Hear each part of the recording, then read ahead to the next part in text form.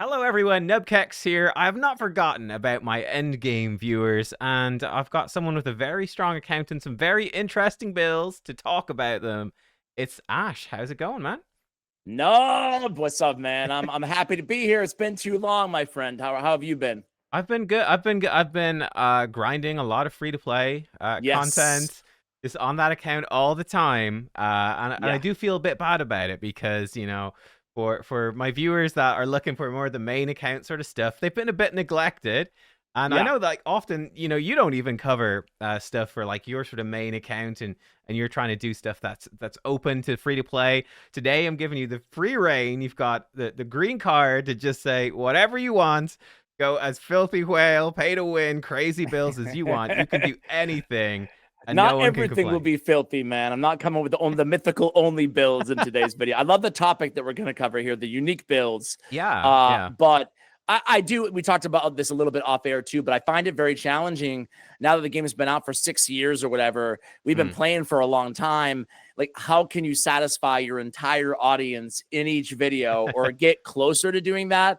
It's just impossible. But because some people want to see end game, some people want to see progression, some people want to see general tips, some people want to see early. So it can be a struggle, man. I feel you. I feel you. Yeah. Oh, it 100% is. Well, we're covering the end game today, Let's or well, do it it could be relevant a to little actually a bit. good few people, and it's all. I think it's nice to have an idea for what to aim for, like what is possible.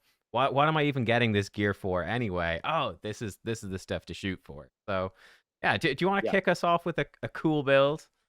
Yeah, for sure, man. Like yeah, we do say end game, but like for example, I'm gonna start with Tormin because I love Oh this guy yeah. so much.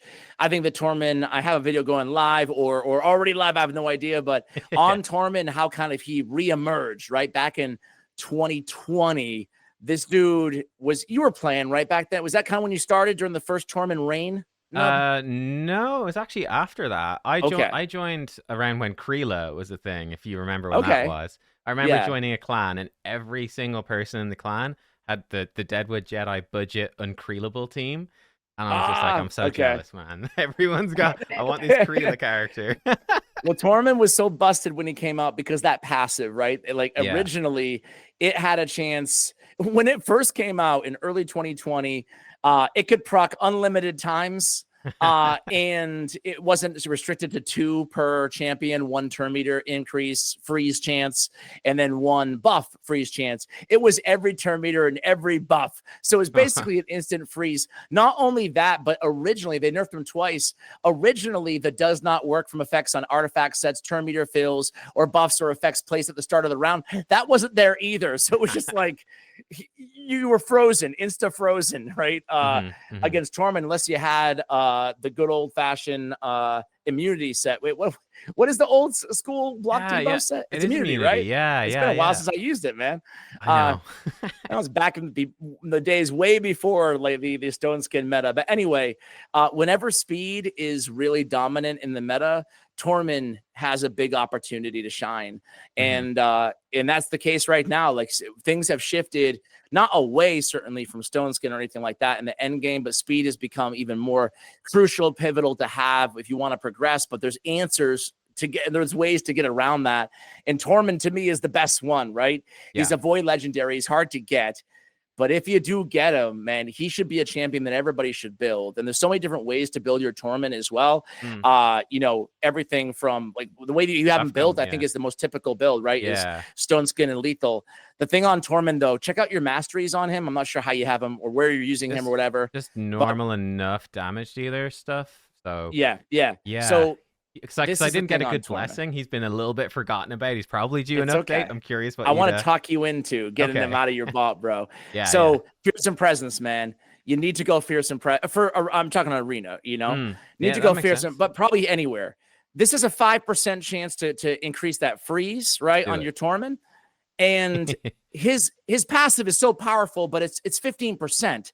That's gonna bump it up so significantly. Normally 5%, it's not that much of a game changer, but given Hmm. the way his passive works and that 5% can be, massive, it's a third of his base freeze chance.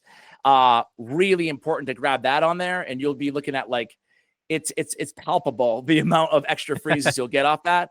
And because of that, the way that I used to use Tormin is like how you do. And there's nothing wrong with that build. I think it's probably the #1 end game build for him is Stone Skin and Lethal or Stone Skin and Savage. But the Yeah. cool thing about Tormin is think about it. When you're using him in live arena or situationally in classic arena, most of the time, what kind of teams are you facing? You're facing the Arbiter teams or the Shuzen teams or the teams that you think are going to be lightning fast. And what's another thing about those teams? They're usually pretty squishy.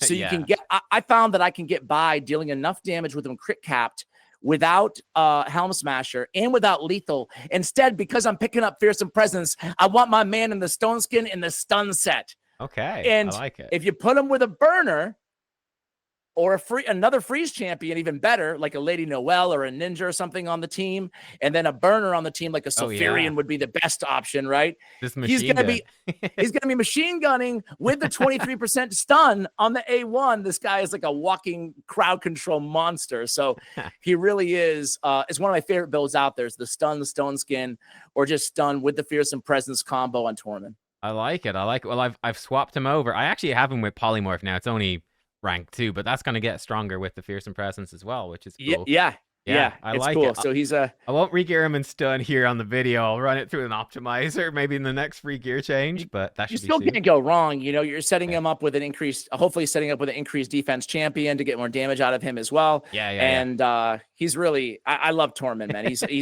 It's criminal. It's weird to say that like such an old school champion that was one of the most popular and powerful in the game is underrated, but I really think he is. Yeah. No, I that's cool. I love it. Hopefully I got the masteries mostly right. I just sort of threw them on. I think. Yeah, obviously, I mean, Retribution, Opportunist, That's good. Retribution, Deterrence would be like number 2, 3, and 4 most important. Okay, cool. On the Fearsome Presence, great. And you got it all covered. Yeah, we'll make it work. There it is. Okay, so who you got, man? I know you have some themes, kind of too, right? Yeah. I've a few themes. So the first one I want to touch on is couple of different champions you can build in Supersonic. So it's more like Supersonic builds for champions. So I think any buff strip champion, especially even fast ones, I love, for instance, my Supersonic Armans. This is great because even if the enemy team picks someone who's faster, Shuzen is a problem because she gives them an instant turn.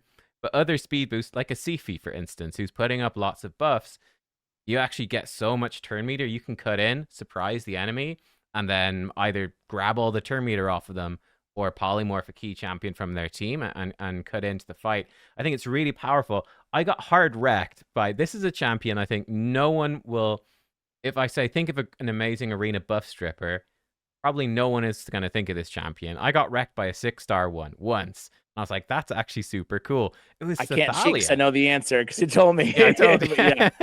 Yeah, but Cythalia, like she's got great base, 108 base speed is cool. Yeah. But she was in 6-star temporal chains, which you also don't see much because it's so bad into Marius, right? It just triggers the Marius counterattacks, which is a pretty bad idea. But I think he picked Marius and then the Cythalia. But yeah, she comes in. She got a ton of turn meter with the Supersonic. And she was fast too with the base speed and the 6-star. And then she stripped all the buffs off me, pushed all my turn meter back, boosted her team's turn meter loads, and they cut in, they wrecked me. And I was like, oh, I kind of knew, I was worried it was coming in the draft. I was like, you could be a Supersonic, and I had a vague idea of what Cythalia does, but I let it through and I got clapped. Yeah, like, okay, man. I respect it. Dude. Cythalia, there's something about her, man. To your point, like even in the olden days, she used to wreck me too. There's something about that aggress ability. To your point, like that 5 buff removal threshold. Yeah, that's not hard to do, and it synergizes beautifully with a Supersonic. So I like where your head's at. Yeah, and it's fun because because she's not mad. No one plays her, so you never want to ban her, right? You see her like, oh, that could be bad for me, but I can't ban the Cythalia, right? Yeah, no one plays her. But yeah, I think it's a build you can run on any sort of buff champs. And one interesting twist on it that you can consider we were chatting about Lammasu. You're close to getting yours. Yeah. She's a great champ for Supersonic as well. I think 9-piece Supersonic is actually really, really cool on her. Specifically because she essentially has got a huge turn meter boost, 50%. Yeah. And boosting that with a 9-piece, so cutting in, and then being sort of like a cut-in Shuzen. Being like, they went first, they buffed up, I get tons of turn meter. Right, stronger, and then boom, whoever I want, I just shoot them up the turn order, basically fill their bar, Give them their cooldowns all reset. Give them intercept too. If they've got any debuffs, no problem. And then they can go in and they can nuke. She's pretty cool for that. She's again got 115 base speed, which is crazy high. Yeah. Yeah. But yeah, I I've not love used that mine too much. that ability is nasty. I feel like it's underrated out there, yeah. you know, the intercept ability. And also you could throw that relic on her, right? And go for the trifecta of turn meter boost. That rare relic that has the turn meter boost effects. Yeah. Yeah, the Journal Necrosis. Right? That's such a good relic. I've got It is 2 or 3 in my free to play. So right. it's great in a couple of champs like Tagore and stuff. I'm like, Tagore, the extra healing is juicy. And then there's a couple of champs who are like, I'm just using it for the HP. I don't even care. Yeah, there's a lot of rare and epic duds and relics, but there's a couple like really nasty, like, wow, seems cool. This seems borderline legendary compared to some of the others. 100%. So that's one of them. Yeah, this one's like crazy on Senna and stuff as well. Yeah. Yeah. I also like Supersonic on lockout champions too, you know? Yeah. Because sometimes when your lockout champions, you want them to go first. Right. I think the best example would be Crixia, because she's also removing buffs too in the same ability. But either way, it doesn't matter, Warlord or anybody. You want them to go first, but that doesn't always happen. But that can allow you to get in there and remove, not remove buffs necessarily, but at least cut down and get control back of the match. Yeah, agreed. I think Warlord is because he only has 100 base speed for like end game. It's pretty slow. Yes. So that Supersonic kind of helps. And Crixia is interesting too, because she likes that resistance stats from the Supersonic set. Nice double dip of value. Cool. All right. Did you have another champion, another build? Oh yeah, tons, man. Tons. I got tons for you. Let's do it. I want to go with this one. I got to give a shout out to Cruisin. I've had him on the channel for like 3 or 4 like 2-hour collabs, right? Because I think he's just like the most insane wealth of knowledge when it comes to end game and trending builds. I have to give credit where credit is due. He gave me this one. He was looking at my Yumeko, and he's like, "You should." I had her in speed or whatever I had her in, and I've got her just speed. Yeah, like it's the typical build for Yumeko. You want her to go first, get in there, and do her dance of time ability, right? Yeah. But he's like, no. He's like, you need to build your Yumeko with high resist. And I'm like, interesting. Why? Like, I mean, now it's kind of intuitive now that I say it, but it's just like, because she has that very unique ability, Dance of Time. There's a lot of abilities that are great in the game that are resets, but having the 3-turn cooldown and increase or decrease, whatever, on the same ability allows you to. You don't have to ban for Live Arena, for example. You don't have to worry about banning Warlords and Crixias and whomever. All you need is you still want her fast, but you don't need her to be the fastest champion on your account anymore. Like 300 speed or whatever is fine. And she just wait till everybody gets locked out. She resists the lockout. And then she goes and she locks out the enemies and resets all of your allies from the Warlord or from whoever, on the enemy team. Yeah. So I've started to use her. I mean, there's still a case to be made to just build her super fast with high accuracy.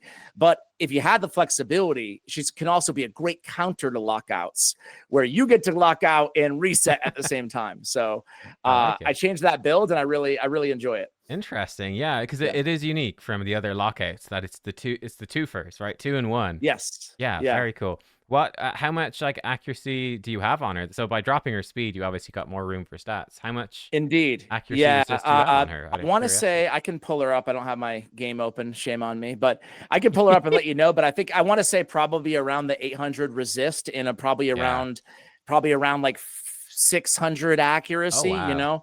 So it's quite a bit. Like for end game, you really want that accuracy to be like 800, but it's hard to get both of those stats really super high, Yeah, definitely. Like 5-star blessing would help a ton. If you're building both of those stats, it gives you so much of each. That's a nice boost. I forgot what I have her. I might have her 5 stars, so that I'm sure that helps. Yeah, but either way, I mean, the cool thing is you don't. The most important thing is she resists and resets. In this particular build. And then the lockout, ideally you're still landing it on everybody, but even with a 500, 600 accuracy in the end game, you're still going to land it on the squishier, the nukers, and control them at the very least, Yeah, 100%. No, I dig it. I'll segue into some other resist builds. I think one, I don't have it on, but I think it's a really, really cool build, and I might even switch her into it when I get some more gear.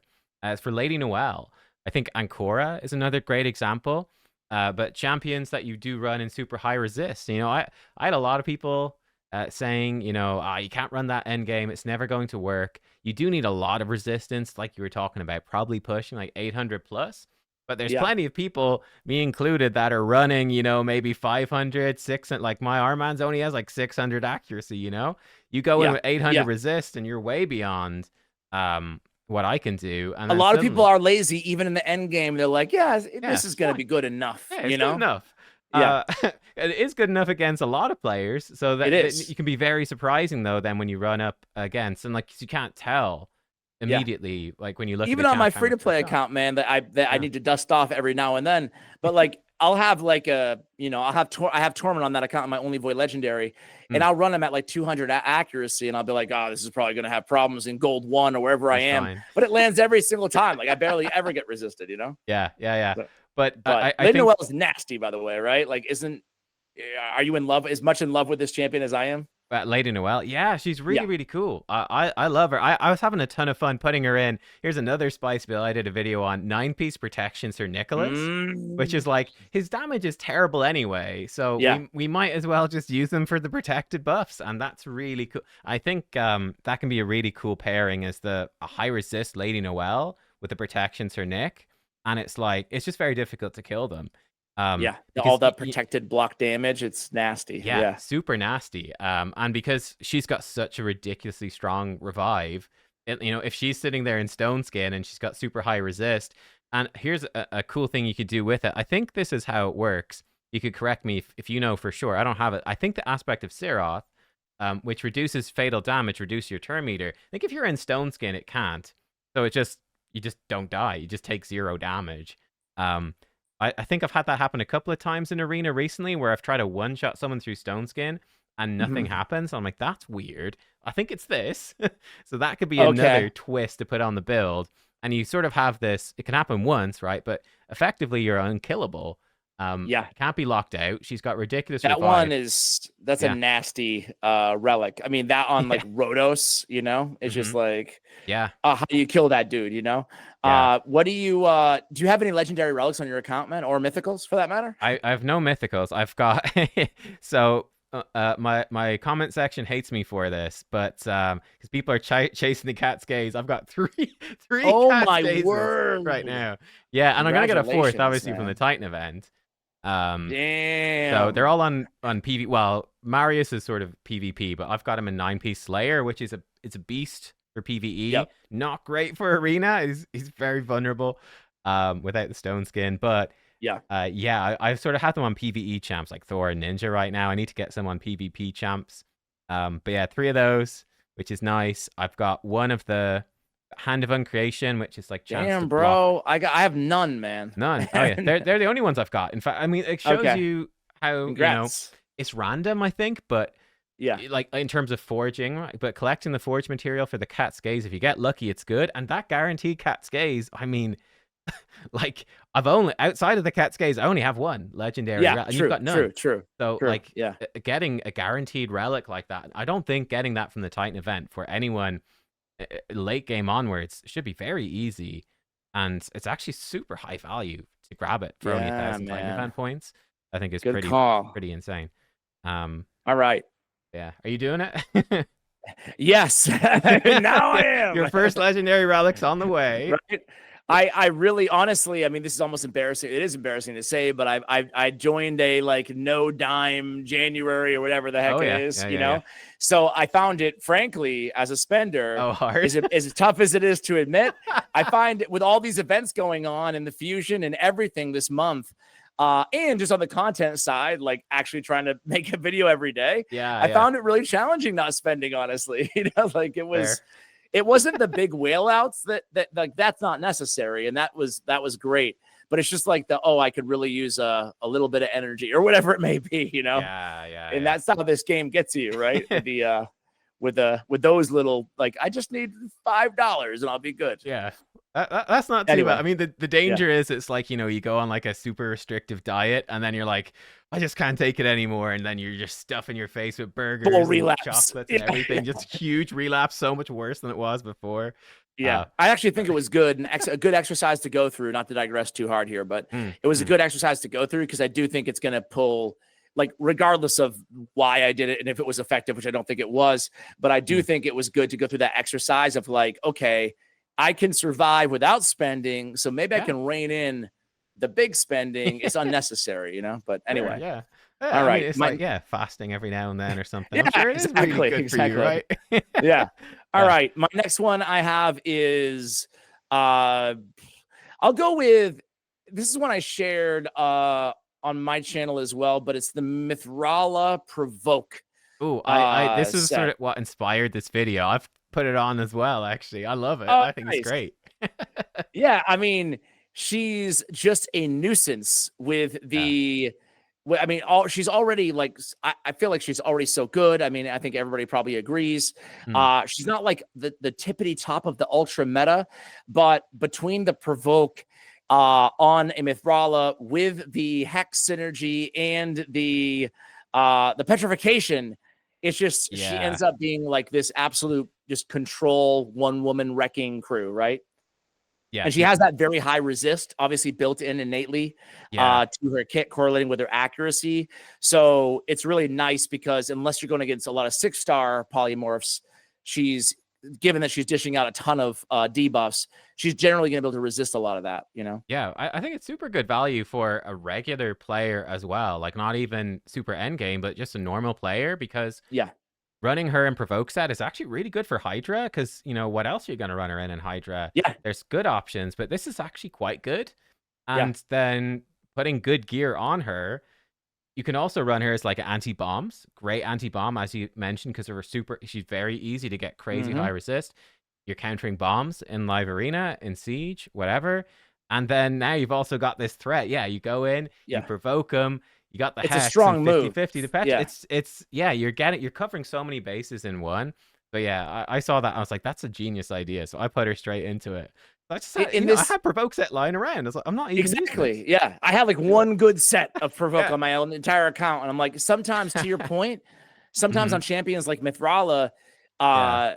you said it best. It's like, how are you going to build them? It's not like you're going to min-max their damage per se, So it's like, Yeah. what unorthodox way can I build this champion using gear that I already have Mhm. that would actually really benefit me? And that provoke set, I mean, even in the arena, like it's a really strong opening move, an AoE 30% provoke with the hex, which leads into the petrification with the increased defense and the increased attack. Like you're doing quite a bit, and you can still retain that flexibility to come in and cleanse if you need to as well with a strengthen. I dig it. I put this Molten Death Bell on her, which is kind of cool with it. You get a 10% turn meter boost when you do petrifications. That's kind of Perfect, cool. right? Not bad. Not bad. I like that. I like it. Another pretty good rare relic. Yeah, that's Yeah. it. I like the rare one. I don't know if the smart play is to just try level the good ones up as much as possible. At the moment, I'm just like everyone a relic for you and for you. They don't even have to like I was embarrassed. I saw my Yumeko has got the golden elixir. I'm like, there's nothing there, man. It's just to have something, really. Kind of the same way though. I'm like, I guess I'll take the stats at least, like Bit of whatever, attack, damage, Yeah, I guess Yumeko a or little Yumeko. attack on your Yumeko, no big deal. Yeah, But exactly. I'm the same way too, though, when it comes to leveling up my relics. I'm like, for whatever reason, I'm like beyond level 6. I'm like, I don't know if I want to do this. Like I've got real paralysis by analysis a bit. Yeah. All right. Was it your turn or my turn? Hang I think on. it's your turn. I'm Okay, Mithrala. I just have Yeah. a generic one, but I was loving it because it's for Mad Hatter, who's the last fusion, and he's been so good. But I love this combo. Ooh, I mean, it's it's a not good really combo. it's not a secret, but it is just Yeah. so strong, and it's something that definitely you should aim for once you are a bit further into the game, which is not only running a reflex set, but getting that 4-piece Merciless. Like when you are clearing some of Cursed City, you start getting those accessories. It opens up. That's so much cooldown reduction, right? For a champ like Ridiculous. this. Yeah. Ooh. Yeah. Are you running this on any of your characters at the moment, or Not yet? Not yet. I don't think so, but I do love that on Yeah, I mean, to your point, anybody who's a damage dealer, right? It's like Yeah. such a good combo. I'm so addicted to Merciless gear that I feel like all my best artifacts, I'm just muling the same build onto all my damage dealers who need it, right? And I'm a Yeah. big fan of the 9-piece. Oh But you're yeah. right, taking Great. advantage of the Reflex Merciless combo Hmm. is like I just need to do more of it, frankly, you know? Yeah, yeah. I mean, it depends on your luck as well. If you get the accessories for a faction or not, that takes some Yeah. time. You can probably same with Supersonic, same with all of it. You might be able to do it with some factions and not with others. Like I think my Venus has been waiting for several months now since I pulled her. She's been on 8 pieces of feral. Are waiting. She's got the 2 accessories. Can't get a necklace though, Right? so she's You could chilling be until there for a then. year or a week, you know? It just, yeah. Yep, that's it. Don't know. But yeah, it's cool. I think this build is really good. I love it on ally attack champions because they're usually attacking a lot. So if you're not using your Mikage for PVE, sorry for PvP for arena, it's like really cool on her. I've seen a lot of people use it on Podrick as well. I've got mine. He's not in it. I don't have them. I've got reflex protection, but I have seen the reflex merciless Podricks, that sort of stuff.